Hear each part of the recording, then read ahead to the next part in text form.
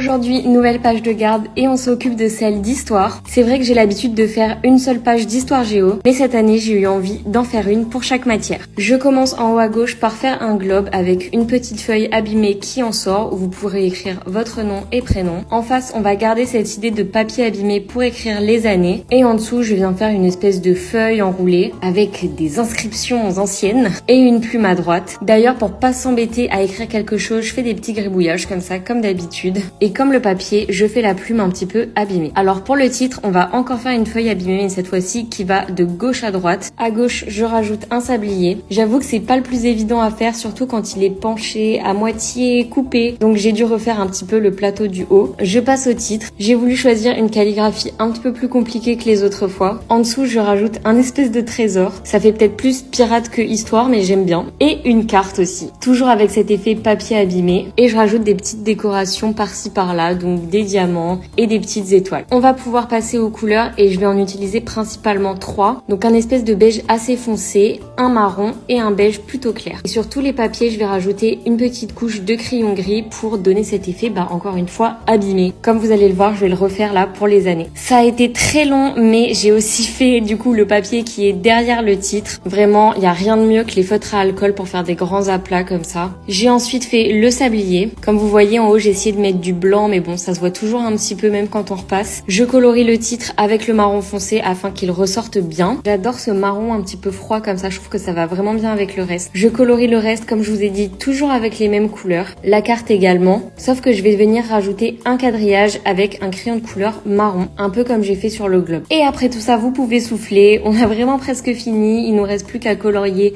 les petits diamants en bleu et les étoiles toujours en marron et beige. Quelques petits points de lumière sur le globe, le sable du sablier et le trésor. Attention, voici la page de garde d'histoire. J'espère qu'elle vous plaît. On se retrouve très vite pour une prochaine page de garde.